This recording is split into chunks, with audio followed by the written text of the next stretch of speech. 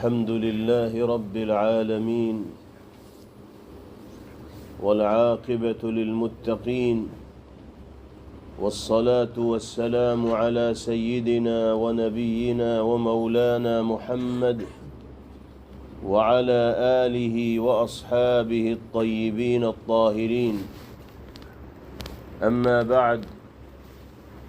فعن ثوبان رضي الله تعالى عنه أنه قال: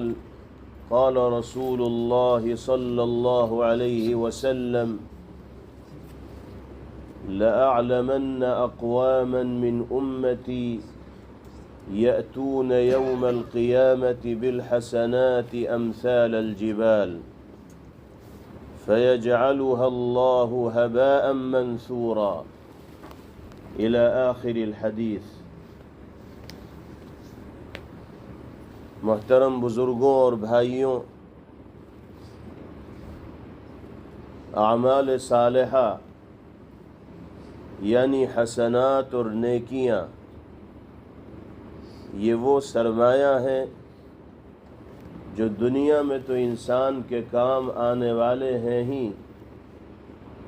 آخرت میں در حقیقت یہی جمع پونجی ہوگی انسان کے لیے، اور یہی سرمایہ ہوگا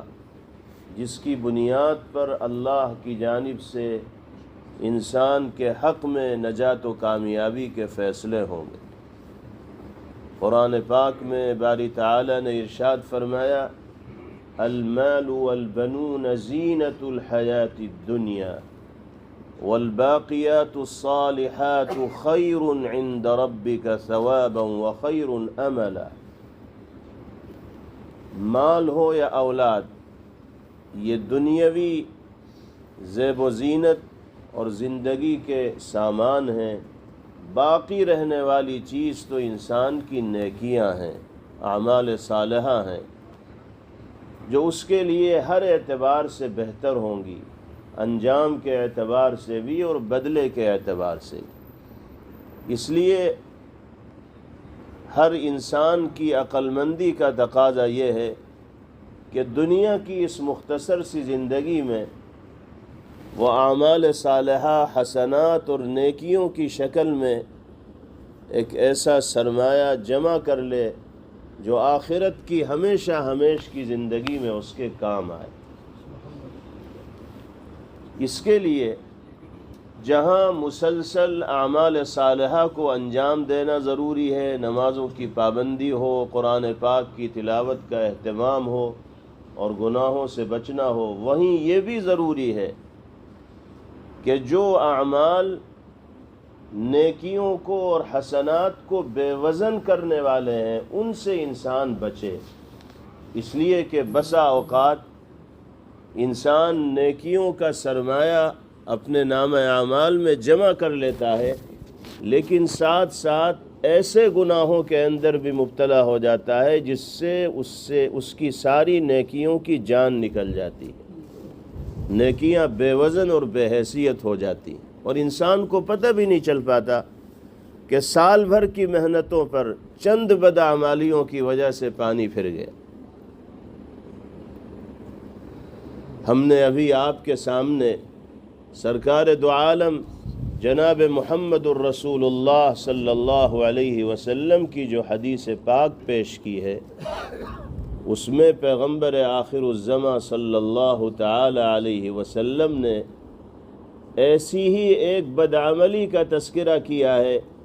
جس کو اختیار کرنے کی وجہ سے انسان کی ساری نیکیوں کی روح اور جان نکل جاتی۔ ہر مسلمان کو پیغمبر علیہ السلام کا یہ ارشاد گرامی ہم وقت مستحضر رہنا چاہیے، یاد رہنا چاہیے۔ سیدنا حضرت ثوبان رضی اللہ تعالی عنہ ارشاد فرماتے ہیں کہ نبی کریم علیہ السلام نے فرمایا: لَأَعْلَمَنَّ أَقْوَامًا مِّنْ أُمَّتِي يَأْتُونَ يَوْمَ الْقِيَامَةِ بِالْحَسَنَاتِ أَمْثَالَ الْجِبَالِ۔ میں اپنی امت کے ایسے لوگوں کو جانتا ہوں جو قیامت کے دن اتنی نیکیاں لے کر آئیں گے کہ اگر ان کو جمع کیا جائے تو نیکیوں کا پہاڑ بن جائے، لیکن کیا ہوگا؟ یجعلها اللہ ھباء منثورا، اللہ تعالیٰ پہاڑوں کے برابر نیکیوں کو ریت کے ذرات کی طرح اڑا دیں گے، بکھیر دیں گے، کوئی حیثیت اور وزن ان نیکیوں کا نہیں رہ جائے گا۔ 50 سالہ زندگی کی نیکیاں، 60 سالہ زندگی کی نیکیاں، 70 سالہ زندگی کی نیکیاں، سب کی سب بے وزن اور بے حیثیت ہو جائیں۔ یہ سن کر صحابہ کرام رضوان اللہ تعالی علیہم اجمعین تو پریشان ہو گئے اور عرض کیا کہ یا رسول اللہ صفہم لنا وجلہم لنا الا نکون منہم ونحن لا نعلم۔ اے اللہ کے رسول صلی اللہ علیہ وسلم، یہ تو عجیب بات آپ نے بیان فرمائی، اس سے تو ہمارے دل دہل گئے۔ ذرا آپ ان لوگوں کے احوال تو بتائیے جو اس طرح کی بدعمالیوں کے مرتکب ہوں گے، جس کے نتیجے میں ساری نیکیاں بے وزن ہو جائیں گی۔ آپ اگر وضاحت فرمائیں گے تو ہمارا ان لوگوں کی جماعت میں شامل ہونا، ہمارے لیے ان لوگوں کی جماعت میں شامل ہونا اور اس سے بچنا یہ ممکن و آسان ہو جائے گا۔ ہم سمجھ لیں گے، جان لیں گے کہ کون اس طرح کے لوگ ہیں، ان سے بچا جانا چاہیے تاکہ ہم ان میں شامل نہ ہو سکیں جان بوجھ کر۔ اس کے جواب میں نبی کریم علیہ الصلاۃ والسلام نے ارشاد فرمایا انہم من اخوانکم ومن جلدتکم یأخذون من اللیل کما تأخذون۔ فرمایا یہ کوئی آسمان سے نازل ہونے والی الگ مخلوق نہیں ہوگی، بلکہ یہ تمہارے ہی بھائی ہوں گے، تمہارے ہی خاندان کے لوگ ہوں گے، تمہارے ہی سماج و معاشرے میں زندگی گزارنے والے افراد ہوں گے، تم سے خونی رشتہ رکھنے والے ہوں گے، تمہارے قبیلے کے لوگ ہوں گے۔ یأخذون من اللیل کما تأخذون، اور راتوں میں اٹھ کر عبادت ایسے ہی کرتے ہوں گے جیسے تم کرتے ہو۔ فرائض و واجبات کی ادائیگی تو اعلیٰ درجے کی چیز ہے، راتوں کو زندہ بھی کرنے والے ہوں گے، لیکن خرابی یہ ہوگی اذا خلوا بمحارم اللہ انتہکوا، جب یہ تنہائی میں رہتے ہوں گے تو اللہ نے جو حدود شریعت کی متعین کر رکھی ہیں اسے پھلانگ جاتے ہوں گے، یعنی تنہائی کے گناہوں میں مبتلا ہوتے ہوں گے۔ اللہ اکبر! آج یہ گناہ دنیا میں اتنا عام ہے کہ اس سے پہلے تنہائی کے گناہوں کی عمومیت کا یہ گراف دیکھنے کو نہیں ملتا۔ جب سے ملٹی میڈیا موبائل کا استعمال عام ہوا ہے اور نوجوان اکثریت غلط استعمال کی عادی بنی ہے، اس وقت سے تنہائی کے گناہوں کا گراف اتنا بڑھ گیا ہے کہ اس سے پہلے اتنی عمومیت کے ساتھ تنہائی کے گناہوں میں انسان مبتلا نہیں رہتا۔ اللہ رب العزت والجلال ہم سب کو اپنے نفس پر قابو رکھنے کی توفیق عطا فرمائے اور جلوت و خلوت دونوں کیفیتوں میں باری تعالی ہمیں شریعت و سنت کی خلاف ورزی سے محفوظ فرمائے۔ عام طور پر 10 آدمیوں کے بیچ میں گناہ کرتے ہوئے تو انسان شرماتا ہے، غلط زبان استعمال نہیں کرتا، بدنگاہی نہیں کرتا، موبائل میں بھی غلط سین نہیں دیکھتا، غلط مناظر نہیں دیکھتا، سوچتا ہے کہ لوگ اگر مجھے یہ حرکت کرتے ہوئے دیکھیں گے تو میری عزت کرنا چھوڑ دیں گے، مجھ سے رابطہ اور تعلق توڑ لیں گے۔ لیکن جب یہی انسان تنہائی میں ہوتا ہے اور اسے یہ احساس ہوتا ہے کہ کوئی نگاہ میرا پیچھا نہیں کر رہی ہے، وہ ہوتا ہے اور موبائل کی اسکرین ہوتی ہے اور گندگیوں کی گہرائیاں ہوتی ہیں جس میں انسان بلا روک ٹوک اترتا چلا جاتا ہے اور ایسے ایسے مناظر دیکھتا ہے کہ جس کو دیکھنے کے بعد ایمانی غیرت و حمیت باقی نہیں رہے گی، دین کی طرف، طاعات کی طرف اور نیکیوں کی طرف جو میلان اور رغبت ہوتی ہے وہ ختم ہو جائے گی، نہ نماز پڑھنے کا شوق ہوگا، نہ قرآن پاک کی تلاوت کا لطف ہوگا، نہ شریعت و سنت کے تقاضوں پر عمل کرنے کا جذبہ ہوگا۔ تو دیکھیے اعمال صالحہ انسان کے لیے سب سے زیادہ قابل قدر سرمایہ اور پونجی ہیں، اور آخرت میں یہی سکے کام آنے والے ہیں۔ لیکن بعض بدعمالیاں ایسی ہیں جو نیکیوں کی جان نکال دیتی ہیں۔ ان میں سے ایک بدعملی تنہائی کے گناہ بھی۔ اللہ اس گناہ سے ہم سب کی اور خاص طور سے ہمارے نوجوان بھائیوں کی حفاظت فرمائے۔ اسی طریقے سے ایک دوسری بدعملی ہے، اس کا وبال بھی یہی ہے کہ انسان کی نیکیوں کو وہ بدعملی ضائع کر دیتی ہے۔ وہ ہے دوسروں کی حق تلفی کرنا، کسی کے حق کو دبانا، کسی کو ستانا، کسی کو گالی دینا، کسی کا مال غصب کرنا، کسی کی زمین پر قبضہ کرنا۔ جناب رسول اللہ صلی اللہ علیہ وسلم نے ایک مرتبہ صحابہ کرام رضوان اللہ علیہم اجمعین سے سوال کیا، اتدرون من المفلس؟ جانتے ہو مفلس کسے کہتے ہیں؟ صحابہ کرام رضوان اللہ علیہم اجمعین نے جواب دیا کہ یا رسول اللہ، المفلس فینا من لا متاع له ولا درہم۔ ہماری نگاہ میں تو مفلس وہ ہے کہ جس کے پاس نہ سونا ہو، نہ چاندی ہو، نہ درہم ہو، نہ دینار ہو، خالی ہاتھ ہو، کچھ بھی اس کے پاس نہ ہو، ہم تو مفلس اس کو سمجھتے ہیں۔ آپ نے فرمایا کہ یہ مفلس نہیں ہے، ان المفلس من امتی یأتی یوم القیامت بصلاۃ وصیام وصدقۃ وما الی ذلک ولكن شتم هذا وقذف هذا وأكل مال هذا وضرب هذا فيعطى من حسناته إلى هذا۔ فرمایا کہ میری امت کا مفلس قیامت کے دن وہ شخص ہوگا جس نے دنیا میں نمازیں بھی پڑھی ہوں گی،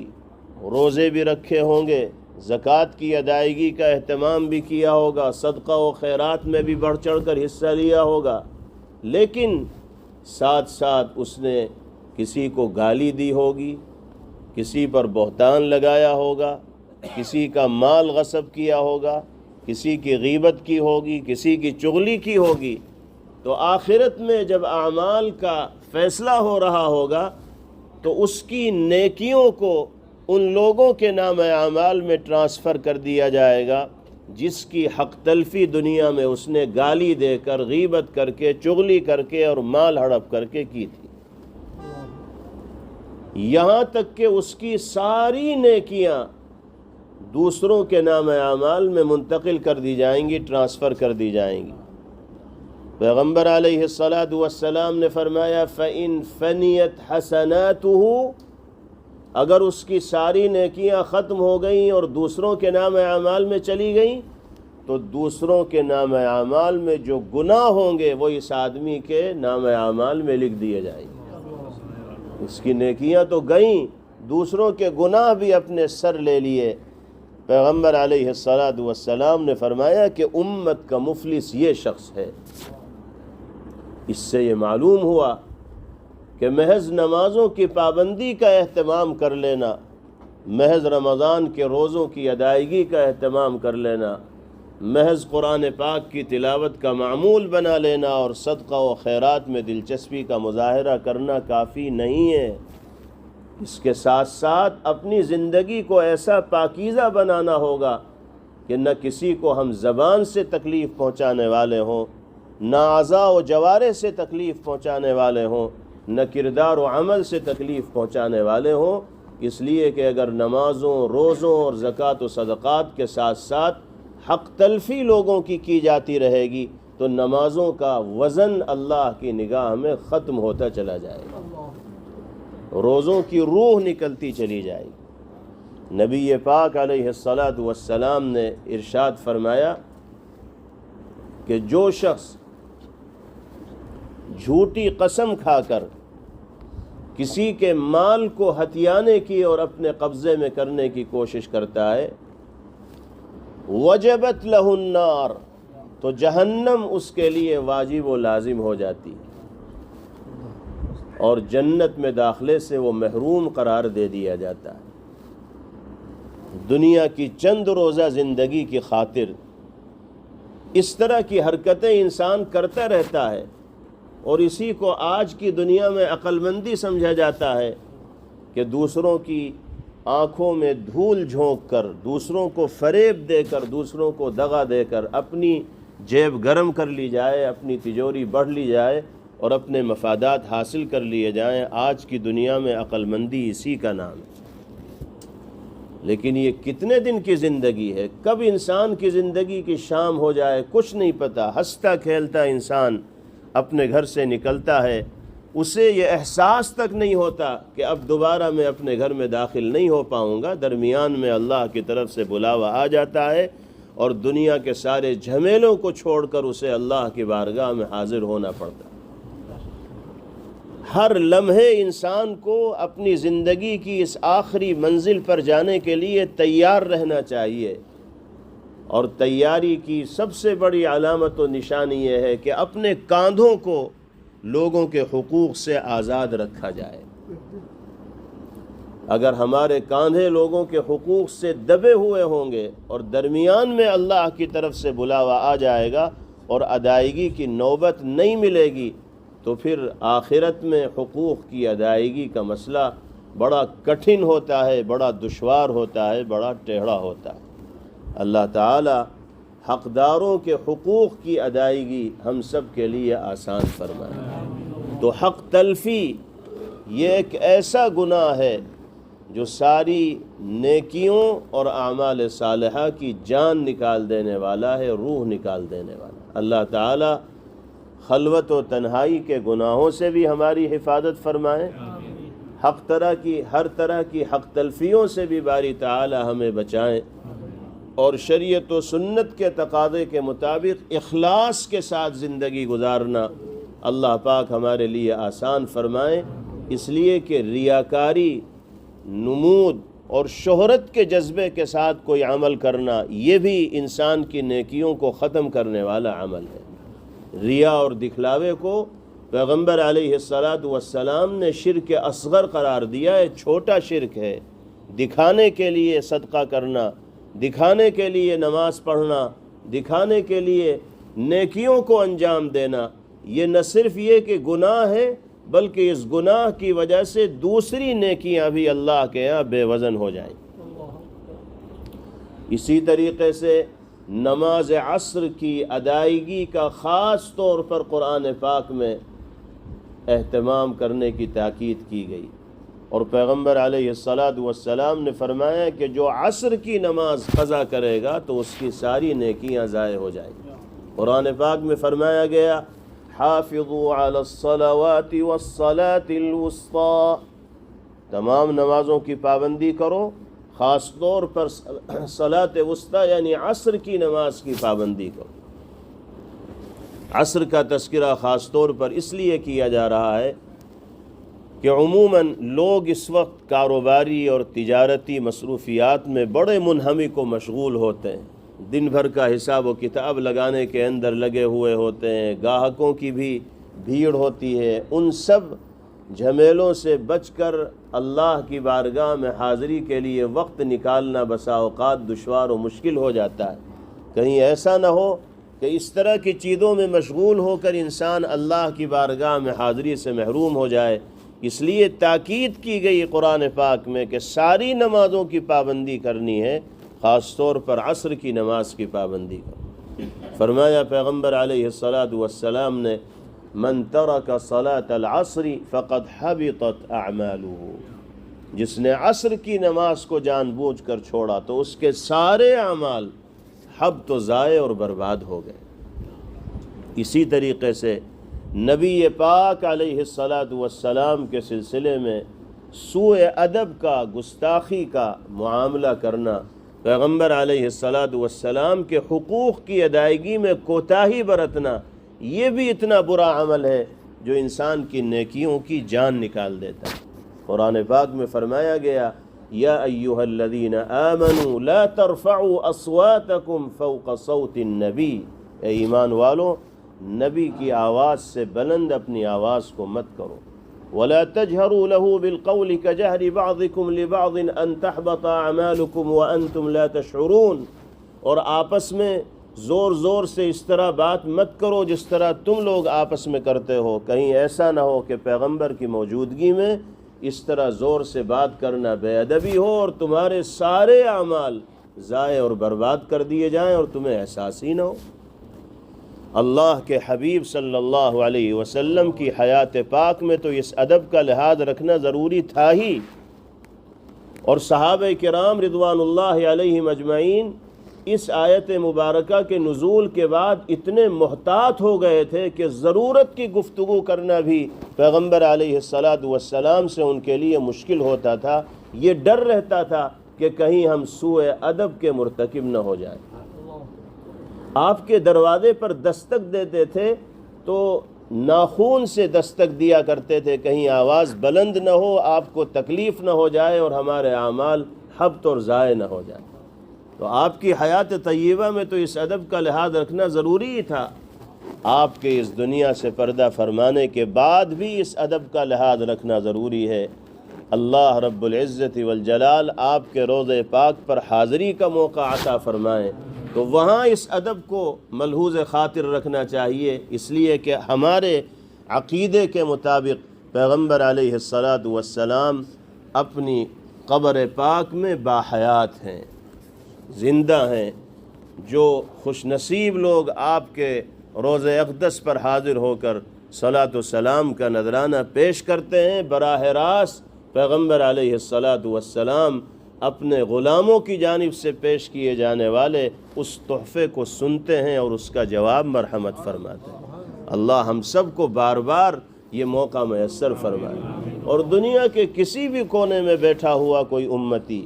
اگر آپ کی ذات پاک پر درود بھیجتا ہے تو اللہ کی جانب سے فرشتے مقرر ہیں جو ساری دنیا میں گھومتے رہتے ہیں، ان للہ ملائکۃ سیاحین، جن کا کام ہی یہ ہے کہ جہاں جہاں پیغمبر علیہ السلام کے لیے درود کا گلدستہ پیش کیا جا رہا ہے وہ اسے جمع کریں اور آقا کی خدمت میں لا کر پیش کریں۔ تو وہاں جا کر بھی اس ادب کا بھرپور خیال رکھنا چاہیے۔ پھر جو دینی مجلس ہو، قرآنی اور نبوی عبارات اور نصوص کی تشریح جن مجالس کے اندر ہو رہی ہو، جہاں پیغمبر علیہ السلام کے ارشادات عالیہ اور فرامین مبارکہ سنائے جا رہے ہوں،